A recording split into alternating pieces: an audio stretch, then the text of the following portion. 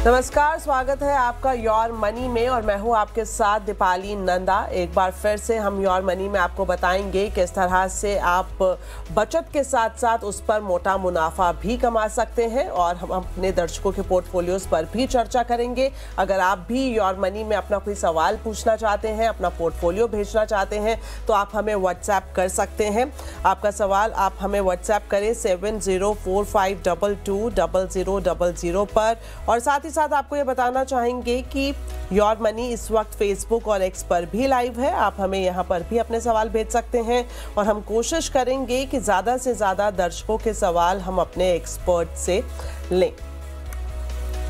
और आज your money में हमारे साथ जो खास मेहमान जुड़ रहे हैं उनका नाम है Pankaj Matpal. Pankaj Matpal Optima money managers के मैनेजिंग डायरेक्टर हैं। सर, स्वागत है आपका योर मनी में।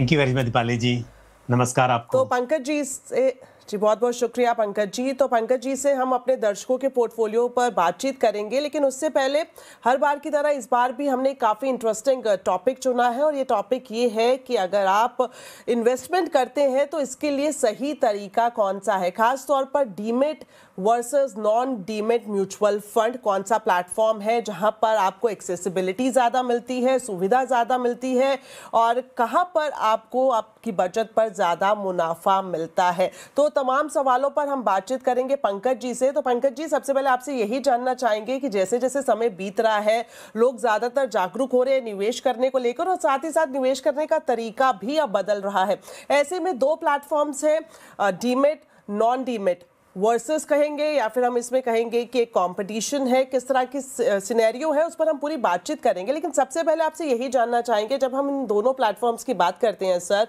तो एक्सेसिबिलिटी या फिर एक निवेशक की सुविधा के लिहाज से कौन सा प्लेटफॉर्म है जो ज़्यादा कारगर है? दीपाली जी, बहुत ही इंपॉर्टेंट टॉपिक है क्योंकि जैसा आपने कहा कि अवेयरनेस बढ़ रही है, तो कई बार जब बहुत सारे ऑप्शंस होते हैं तो कंफ्यूजन होने का भी चांस होता है। तो पहली बात तो यह है, म्यूचुअल फंड तो म्यूचुअल फंड है, पूल ऑफ फंड है जहां पर बहुत सारे इन्वेस्टर्स इन्वेस्ट करते हैं और जो फंड हाउसेस हैं वो स्कीम की यूनिट्स आपको अलॉट करते हैं। जिस स्कीम में पैसा लगा रहे हैं उसकी यूनिट्स आपके पास आती है। अब आपको किस तरह से यूनिट्स को लेना है, एक तो है कि स्टेटमेंट ऑफ अकाउंट, जिसे हम नॉन डीमेट कह रहे हैं, वो स्टेटमेंट ऑफ अकाउंट है कि आपको फिजिकल या इलेक्ट्रॉनिक फॉर्म में भी हो सकता है, पर वो स्टेटमेंट है, उसमें आपको दिखाई देता है कि किस स्कीम में आपने इन्वेस्ट किया हुआ है और कितने यूनिट्स आपको अलॉट हुई हैं। दूसरा यह है कि आपका अगर डीमेट अकाउंट है, डीमेट क्या है? डीमेट एक तरह से लॉकर है। जैसे आप अपने कीमती सामान को लॉकर में रखते हैं, इसी तरह से आप अपने शेयर्स को, अपने म्यूचुअल फंड्स की यूनिट्स को डीमेट में रख सकते हैं। तो अब म्यूचुअल फंड्स की यूनिट्स अलॉट हुई, अब आपको डिसाइड करना है कि आप डीमेट में रखना चाहेंगे या फिर आप फिजिकल, आपके पास जो अकाउंट स्टेटमेंट है उसमें आप यूनिट्स को दिखना चाहेंगे। अब बात होता है कि क्या सुविधाजनक है। देखिए, दोनों में आपके मुनाफे पर कोई फर्क नहीं पड़ेगा क्योंकि म्यूचुअल फंड की स्कीम जो है वह सेम स्कीम है। यूनिट्स को आपने कहां पे रखा हुआ है? यदि आपने डीमेट फॉर्म में रखा है तो ऐसा है कि आपके पास मान लीजिए शेयर्स भी हैं, आप शेयर्स में भी इन्वेस्ट करते हैं और म्यूचुअल फंड्स की यूनिट्स भी आपके पास हैं। तो एक ही डीमेट अकाउंट में आपको एक ही जगह पर सब कुछ दिखाई देगा। लेकिन यदि आपने म्यूचुअल फंड्स की यूनिट्स को स्टेटमेंट ऑफ अकाउंट यानी कि जो नॉन डीमेट फॉर्म है उसमें लिया हुआ है, तो म्यूचुअल फंड आपको अलग दिखाई देंगे और जो आपके शेयर्स हैं वो आपको अपने डीमेट में देखने को मिलेंगे।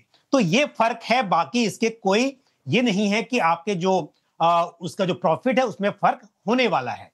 बट यस, जब आप डीमेट अकाउंट ओपन करते हैं उसके चार्जेस होते हैं। तो अकाउंट ओपनिंग के चार्जेस भी हो सकते हैं, उसे मेंटेनेंस के लिए भी एनुअल चार्जेस हो सकते हैं, वो आपके एडिशनल चार्ज होंगे यदि आप डीमेट फॉर्म में म्यूचुअल फंड्स यूनिट्स को रखना चाहते हैं। बट अगर आप स्टेटमेंट ऑफ अकाउंट मैं आपसे पूछूंगी, आपने बहुत अच्छा यहाँ पर जो जानकारी दी, मैंने बकायदा इसके लिए एक अलग से सवाल सोचा हुआ है जो मैं आपसे जरूर पूछूंगी सर। लेकिन इससे पहले सर, जब भी एक सवाल ये भी मेरे मन में है कि जब भी कोई भी निवेशक निवेश की शुरुआत करता है, हमेशा एक गोल लेकर चलता है, चाहे वो बच्चों की पढ़ाई हो, शादी हो या फिर अपना रिटायरमेंट ही क्यों ना प्लान करना हो। तो अलग अलग गोल्स के लिए क्या अलग प्लानिंग डीमेट में हम लोग कर पाते हैं? अक्सर लोगों की ये एक माइंडसेट रहता है कि इस तरह की सुविधा आपको डीमेट अकाउंट में नहीं मिलती है, जबकि अगर हम नॉन डीमेट की बात करें तो वहां पर हम अपने गोल्स के हिसाब से अलग अलग फोलियोज बना लेते हैं। तो ये कंपैरिजन आप किस तरह से देखते हैं? देखिए, इसमें भी कोई फर्क नहीं है। आपने डिसाइड किया कि आपको बच्चों की एजुकेशन के लिए किसी स्कीम में इन्वेस्ट करना है और आपने उसमें इन्वेस्ट किया, और दूसरा रिटायरमेंट के लिए आपने कोई स्कीम और चुनी, उसमें इन्वेस्ट किया। तो यहां पर होगा ये कि आपकी दोनों स्कीम दिखाई देंगी आपको अलग अलग। लेकिन हाँ, जैसा आप कह रही हैं, मान लीजिए कि एक ही स्कीम है, पर आप चाहते हैं कि उसमें दो फोलियो अलग अलग बन जाएं, यानी दो अकाउंट अलग अलग हों। और मेरी स्कीम उदाहरण के तौर पर ICICI prudential large cap fund है, बट मैं चाहता हूं कि मेरे दो अकाउंट्स हों। एक मुझे पता है कि ये बच्चों की एजुकेशन के लिए है, और दूसरा सेम स्कीम है पर वो मेरे रिटायरमेंट के लिए है। ऐसा मेरा फिजिकल जब फॉर्म है, जो स्टेटमेंट ऑफ अकाउंट है, उसमें मुमकिन है। बट अगर वो डीमेट में आएगा तो वहां पर क्योंकि सेम स्कीम होगी तो एक ही जगह पर दिखाई देगा। तो ये बिल्कुल है, पर स्कीम अगर अलग अलग है तब इसका कोई फर्क नहीं दिखाई देगा। आपको स्कीम अलग से वहां पर भी आप ट्रैक कर सकते हैं डीमेट में, और नॉन डीमेट है तो भी देख पाएंगे। ऑलराइट सर, अब वही सवाल जिसका जिक्र आप पहले सवाल के उत्तर में कर रहे थे सर, चार्जेस की अगर हम बात करें, कई बार ऐसा होता है हम लॉन्ग टर्म का सोचकर इन्वेस्टमेंट करते हैं लेकिन इमरजेंसी का कुछ पता नहीं। इमरजेंसी की सिचुएशन में आपको लगता है कि डीमेट में ज़्यादा जो सेटलमेंट है या फिर जो रिडेम्पशन है वो आसान हो पाता है या फिर नॉन डीमेट में? और चार्जेस की भी आपने बात की, तो चार्जेस भी हमें देने पड़ते हैं डीमेट में, जबकि नॉन डीमेट में इस तरह की कोई व्यवस्था नहीं है। बिल्कुल। देखिए, पहले समझना जरूरी है कि म्यूचुअल फंड में दो तरह के प्लान होते हैं, रेगुलर प्लान और डायरेक्ट प्लान। तो ऐसा नहीं है कि आपको डायरेक्ट प्लान ही बाय करने हैं या रेगुलर प्लान ही बाय करने हैं डीमेट में रखने के लिए। वो पहले आपको डिसाइड करना है कि आपको रेगुलर प्लान लेने हैं कि डायरेक्ट प्लान लेने हैं, और दोनों में आपके पास ऑप्शन है कि आप नॉन डीमेट भी रख सकते हैं और डीमेट में भी रख सकते हैं। अब जो बात आती है चार्जेस की, मान लीजिए कि दोनों आपके रेगुलर प्लान हैं, दोनों के चार्जेस सेम हैं, पर आपने सोचा कि डीमेट में रख लेते हैं, तो डीमेट में यूनिट्स आएंगी और रिडम्पशन में कोई फर्क नहीं पड़ेगा। अगर आपकी इक्विटी स्कीम है, ऐसी स्कीम जिसका निवेश इक्विटी स्टॉक्स में होता है, equity fund large cap, mid cap, small cap, flexi cap, multi cap, इस तरह की स्कीम्स हैं, तो यहां पर रूल है T+2। जिस दिन आप ट्रांजेक्शन करते हैं उसके 2 दिन में, 2 वर्किंग डे में आपके अकाउंट में पैसा आ जाता है। तो चाहे आपकी यूनिट्स डीमेट में हो या नॉन डीमेट में हो, दोनों ही केस में आपका T+2 होगा।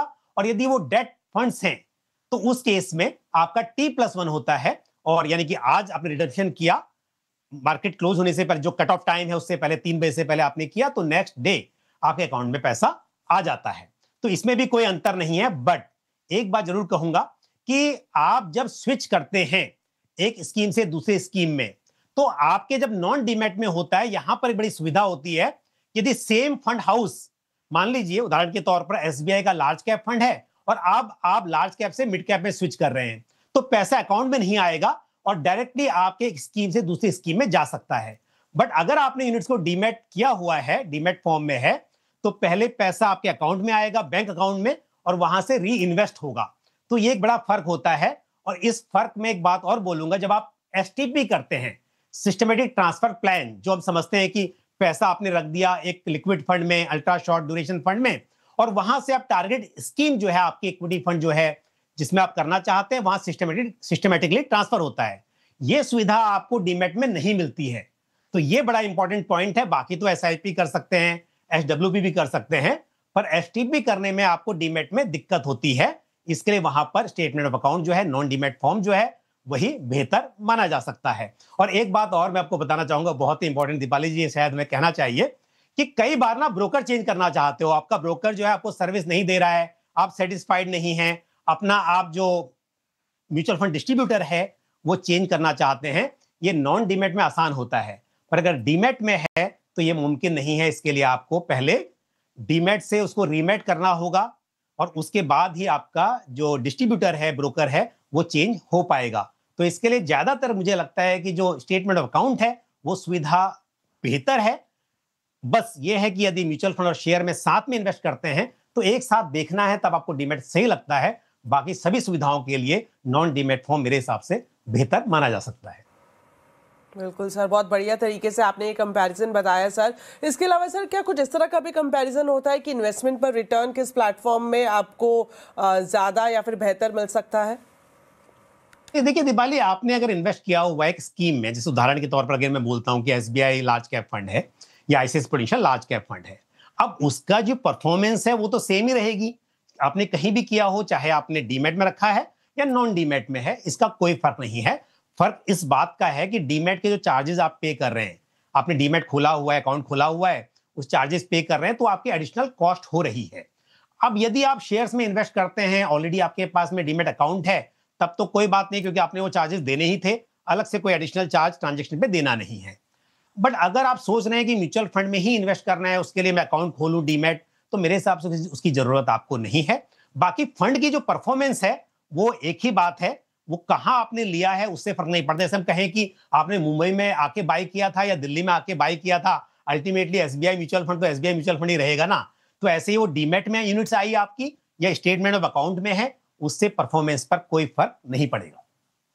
बिल्कुल सर, ये इसलिए सवाल पूछा कि कई बार निवेशकों के बीच में इस तरह का भ्रम होता है कि क्या इन दोनों प्लेटफॉर्म पर हम लोग जब इन्वेस्ट करते हैं क्या रिटर्न में भी कुछ असर देखने को मिलता है। तो बड़े बढ़िया तरीके से आपने इस भ्रम को भी दूर किया। सर आखिर में आपसे जानना चाहेंगे सर, डीमेट या फिर नॉन डीमेट, नॉमिनी बदलने की प्रक्रिया या फिर जो सिंगल से जॉइंट अकाउंट में तब्दील करने की प्रक्रिया, ये जो पूरा प्रोसेस है कौन से प्लेटफॉर्म पर आसान है और बेहतर तरीके से आप एग्जीक्यूट कर सकते हैं? देखिए दोनों में ही संभव है। पहले बताता हूं डीमेट में क्या होता है। डीमेट में आपके पास शेयर्स हैं, म्यूचुअल फंड्स हैं, बॉन्ड्स हैं, जो कुछ भी है, पर आपका नॉमिनी एक सिंगल है।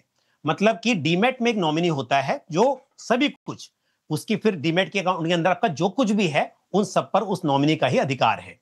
तो अगर आपने डीमेट में रखा है तो एक बार आपने नॉमिनी चेंज करना है तो जो भी चीजें उसके अंदर हैं वो सब में आपका नॉमिनी बदल गया। बट म्यूचुअल फंड में क्या होता है, अगर आपने म्यूचुअल फंड की यूनिट्स को स्टेटमेंट ऑफ अकाउंट में लिया है, नॉन डीमेट में लिया हुआ है, तो ऐसा हो सकता है कि आपने आईसीआईसीआई प्रूडेंशियल के लार्ज कैप में एक अलग नॉमिनी बनाया हुआ है और एसबीआई के मिड कैप में आपने कोई और नॉमिनी बनाया हुआ है। तो यहां पर जब नॉन डीमेट में है, अलग अलग स्कीम, अलग अलग फोलियो में अलग अलग नॉमिनी बनाए जा सकते हैं, जबकि आपके डीमेट में एक सिंगल नॉमिनी ही पॉसिबल है। तो ये आपको सोचना है। अगर आप ऐसा सोचते हैं कि मेरा एक ही नॉमिनी है और डीमेट में रखूंगा और एक ही बार में सब कुछ मतलब चेंज भी करना है, तो एक ही चेंज करना है और सारी जो होल्डिंग है आपकी, शेयर्स भी म्यूचुअल फंड भी, सब में एक बार में बदल जाएगा, वो डीमेट में आसान है। और अगर म्यूचुअल फंड में जैसे मैंने कहा कि आपने एक में अपनी मदर को नॉमिनी बनाया है, दूसरे में भाई को बनाया, वाइफ को बनाया हुआ है, स्पाउस को बनाया हुआ है, तो आपको हर एक में अलग अलग वो चेंजेस करने होंगे। बड़ी डिपेंड करता है कि जरूरत क्या है। बिल्कुल, तो बहुत बहुत शुक्रिया सर, काफ़ी अच्छे तरीके से आपने इस पूरे टॉपिक पर जानकारी दी और बिल्कुल एंड में जो आपने बात कही कि सबसे पहले ये देखना है कि आपको ज़रूरत किस तरह की है और उसी ज़रूरत के हिसाब से आप इन दोनों में से अपना प्लेटफॉर्म चुन सकते हैं, निवेश करने का तरीका चुन सकते हैं। चलिए सर अब बढ़ते हैं आगे। अब हमारे साथ कॉलर्स जुड़ना शुरू हो गए हैं। हमारे साथ पहले कॉलर संदीप जी जुड़ रहे हैं लखनऊ से। संदीप जी स्वागत है आपका योर मनी में, पूछिए अपना सवाल। जी Deepali ma'am, good evening ma'am. मेरे पास 5 फंड है, मेरे पास 5 फंड मैम है, जो सब में मैं 1000 रुपये निवेश करता हूँ। जो है पहला जो है मैम मोतीलाल ओसवाल का मिड कैप है, point large and mid cap दूसरा है, और तीसरा ICICI prudential Nifty 50 index fund है। तो चौथा जो है पराग पारिक का फ्लेक्सी कैप फंड है, और पांचवा जो है Nippon India small cap fund है मैम। तो जो मैम मेरा टारगेट है वो है 25 से 30 साल का है लॉन्ग टर्म के लिए, और मैं जो देख रहा हूँ टारगेट अपना 5 करोड़ के हिसाब से। तो मैम बताइए मुझे क्या सही करना चाहिए। सर आपने हाल फिलहाल में ही शुरुआत की है निवेश की, कितने वक्त से? जी मैम, एक साल हुआ है मैम अभी। ऑलराइट, तो पंकज जी से हम बातचीत करेंगे। अगर इसमें कुछ मैम पोर्टफोलियो में अगर कुछ मैम स्टेप अप करना है तो मुझे वो भी बता दीजिए, और कुछ चेंज करना हो तो भी बता दीजिएगा। ओके पंकज जी, संदीप जी का पोर्टफोलियो आपके सामने लेकर आते हैं। अभी ये महीने में सिप कर रहे हैं 5000 की। पोर्टफोलियो की जो वैल्यू है वो 75,000 है और इनका लक्ष्य है 25 साल में 5 करोड़ का फंड जुटाने का। 1 साल पहले ही इन्होंने निवेश की शुरुआत की है। एक बार पोर्टफोलियो में कौन से फंड्स है ये भी देख लेते हैं जहां पर ये SIP कर रहे हैं। तो आईसीआईसीआई प्रू निफ्टी 50 इंडेक्स है जिसमें 1005 ही इनके पास है और पांचों में ही एक कर रहे हैं Parag Parikh flexi cap fund, Nippon India small cap fund, quant large and mid cap fund, Motilal Oswal mid cap fund. इन पांचों में ही 1,000 की सिप है। तो ये जानना चाह रहे हैं कि जो लक्ष्य इन्होंने डिसाइड किया है, क्या वो करंट सिचुएशन के हिसाब से आसानी से अचीव किया जा सकता है या फिर स्टेप अप करने की भी जरूरत है? क्या सलाह रहेगी आपकी? देखिए संदीप जी को मैं सलाह दूंगा स्कीम्स के ऊपर भी कि क्या बदलाव करने चाहिए और साथ ही टारगेट जो है कैसे अचीव होगा। तो पहली बात टारगेट की करें तो हम जानते हैं कि म्यूचुअल फंड्स में रिटर्न्स जो होते हैं गारंटीड नहीं होते हैं, पर अगर हम ये मानकर चलें कि 12% की कंपाउंडेड एनुअल ग्रोथ आपको मिलेगी इन्वेस्टमेंट पर, तो 75,000 रुपये जो अभी इकट्ठा हुए हैं और 5,000 रुपये की आप SIP कर रहे हैं पर मंथ की, तो 25 साल में करीब 98 लाख रुपीज इकट्ठा हो पाएगा। अगर आप स्टेप अप करते हैं, जैसा कि मैं हमेशा कहता हूं कि इनकम बढ़ती रहती है समय के साथ में, तो आपको इन्वेस्टमेंट को बढ़ाना चाहिए। और अगर यदि 10% से हर साल निवेश को बढ़ाते हैं, जैसे इस साल 5,000 कर रहे हैं तो अगले साल आप 5,500 की SIP करेंगे, उसके बाद बढ़ाते रहेंगे इस तरह से, तो उस हिसाब से 25 साल में 2 करोड़ रुपया इकट्ठा हो सकता है।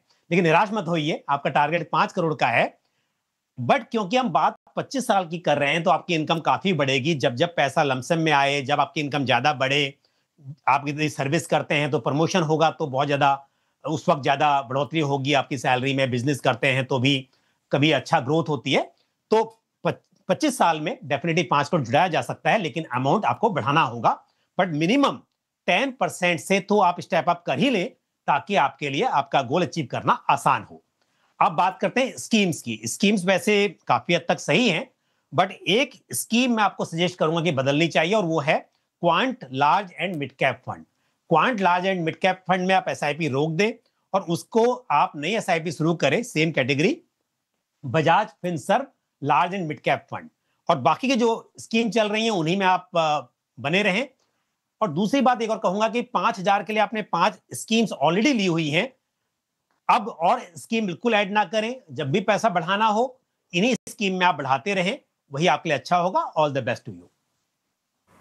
ऑल राइट, तो जो एग्जिस्टिंग पोर्टफोलियो है काफ़ी हद तक ठीक है, और जहां पर आपको बदलाव करने की ज़रूरत है वो पंकज जी ने आपको बता ही दी। बढ़ते आगे, अगले कॉलर हमारे साथ जुड़ रहे हैं भूपेश कुमार जी। भूपेश जी, बहुत बहुत स्वागत है आपका योर मनी में। पूछिए अपना सवाल। हेलो हेलो जी सर। Good evening ma'am. हाँ मैम, मेरे 6 अभी ये फंड चल रहे हैं। बस मुझे पोर्टफोलियो मेरा रिव्यू कराना था। मेरा 15 ईयर में मेरा टारगेट एटलीस्ट 2 करोड़ का है, और मतलब ये इक्विटी की बात कर रहा हूँ, और इसके अलावा डेट में भी है काफ़ी। मैंने पूरे डिटेल से आपको सेंड किया हुआ है। सो अभी तो मेरे पास यही है कि मेरे जो फंड्स हैं अभी, इसमें क्या रिव्यू देखना था मुझे। बिल्कुल, आपने जो अपना फाइनेंशियल गोल सेट किया है वो बच्चों की पढ़ाई और रिटायरमेंट के हिसाब से आप चाह रहे हैं भूपेश जी? यस मैम, मतलब डेट ऑलरेडी है मेरे पास। मैं सेंट्रल गवर्नमेंट PSU में इंजीनियर मैम, तो डेट पोर्शन तो काफ़ी है मेरे पास। इसके अलावा भी ये एडिशनल में देख रहा था ये। All right. तो पंकज जी, इनके पोर्टफोलियो पर एक नजर डाल लेते हैं। मंथली सिप ये कर रहे हैं 36,000 की। पोर्टफोलियो की वैल्यू 6.5 लाख तक पहुंच गई है। 15 साल में लक्ष्य है इनका 2 करोड़ का, और ये सालाना स्टेप अप भी 10% के हिसाब से करना चाहते हैं। तो अभी जो इनका पोर्टफोलियो है, जो इनका फंड सिलेक्शन है, उस पर ही आपकी राय जानना चाह रहे हैं। अभी इनके पास जो सिप चल रही है, पराग पारिक फ्लेक्सी कैप में 6,000, निपॉन इंडिया मल्टी कैप में 6,000 है, कोटक मिड कैप फंड में 6,000, Tata small cap fund 6,000, Invesco small cap 6,000, SBI Contra में 6,000, और इनके पास दूसरे जो लमसम इन्वेस्टमेंट भी इनका देखने को मिल रहा है, निपॉन इंडिया मल्टी कैप में, कोटक मिड कैप फंड में, JM फ्लेक्सी कैप फंड में। तो काफ़ी डाइवर्सिफाई इनका पोर्टफोलियो दिखाई दे रहा है। बशर्ते आपसे जानना चाहेंगे कि इनका फंड सिलेक्शन सही है या नहीं। देखिए, फंड सिलेक्शन अच्छा है, स्कीम्स भी अच्छी हैं, और जो एलोकेशन है विद इन इक्विटी, यानी कि हम बात करें मार्केट सेगमेंट के हिसाब से, large cap, mid cap, small cap, सभी में अच्छा एलोकेशन है। हम स्टाइल की बात करें तो आपने कॉन्ट्रा फंड भी लिया हुआ है, तो एक तरफ आपके पास में ग्रोथ स्टाइल वाले फंड हैं, साथ ही कॉन्ट्रा स्टाइल का फंड भी है। तो मेरे हिसाब से स्कीम्स अच्छी हैं, कोई बदलाव की जरूरत नहीं है।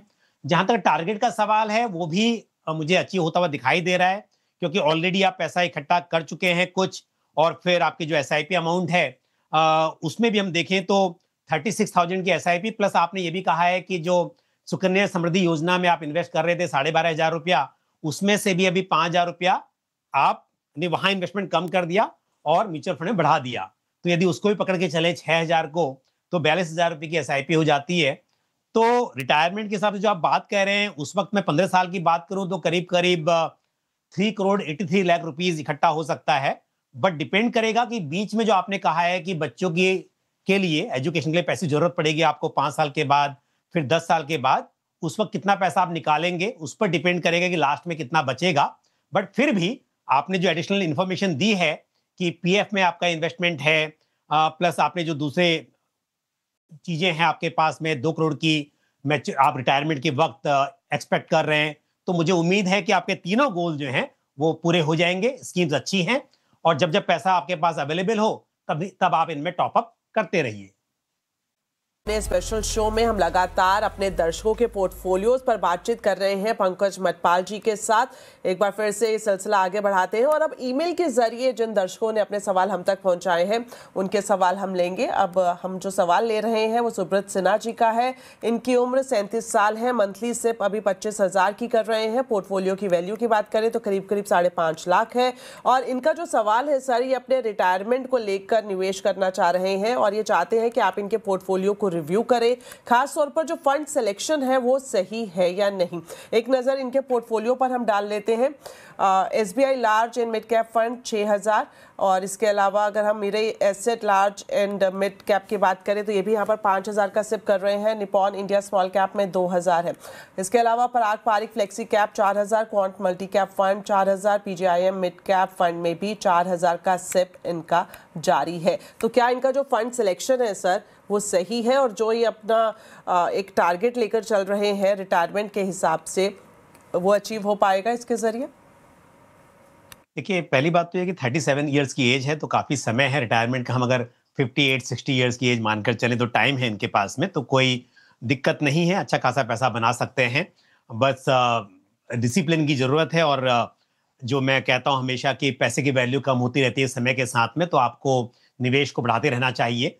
तो 10% से स्टेप अप करते रहें अगर ये, और जो अभी पैसा इकट्ठा हो गया है 5,48,000 रुपीज़ प्लस SIP है 25,000 रुपये की, तो 12% के CAGR पर भी कैलकुलेट करते हैं 15 साल में तो करीब 2 करोड़ 37 लाख रुपीज़ हो सकता है। 10% के स्टेप अप के साथ, नहीं करेंगे तो फिर कम होगा। तो इतना तो करना ही चाहिए और प्लस समय के साथ में और बढ़ाते रहें ताकि ये एक बड़ी रकम जुटा पाएं। स्कीम्स में थोड़ा सा मैं बदलाव की राय यहाँ पर रखता हूँ। क्वांट मल्टी कैप फंड है इनके पोर्टफोलियो में, उसे आप स्विच करें White okay Capital multi cap fund में।